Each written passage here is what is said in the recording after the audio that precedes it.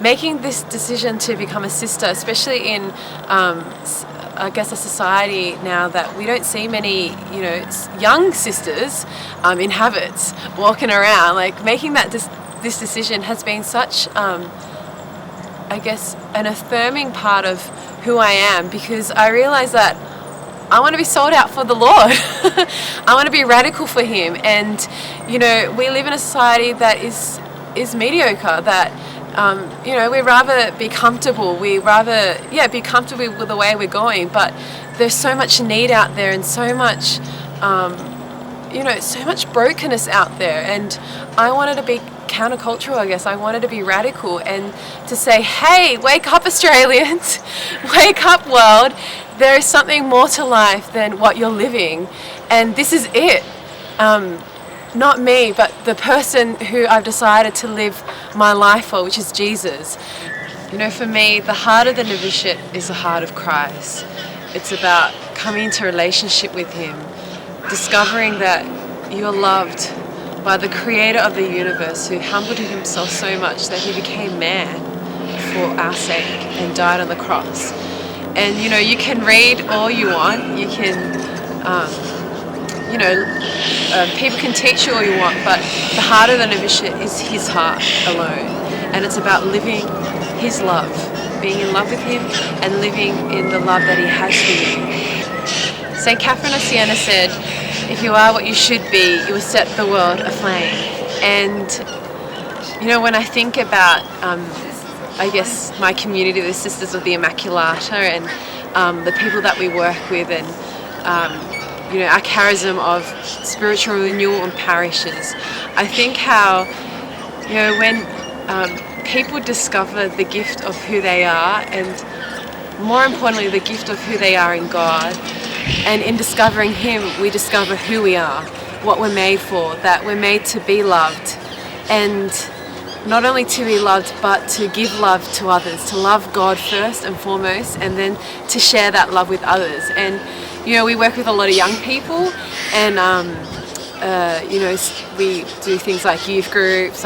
We hold an annual mission school each year that runs for 2 weeks, and it's incredible to be part of a journey of a young person and seeing them discover who they are and who God is for them, and then discovering that they have something to offer to this world, that if they are who they should be, they can set this world aflame. I discovered that for myself when I joined the community, and when I started going to youth group and really discovering my faith.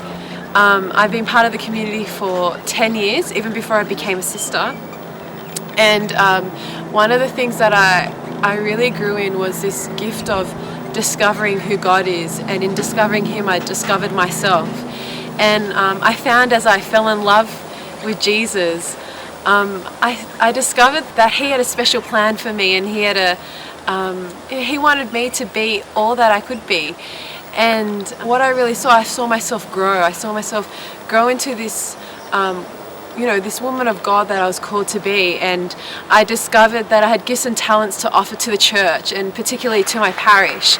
I used to I still do, play music at Mass each Sunday. And as I grew more in love with Jesus, I grew more in love of service for Him. And so this discovery of this gift, I discovered that I could give it to Him, and He would work through me to touch others.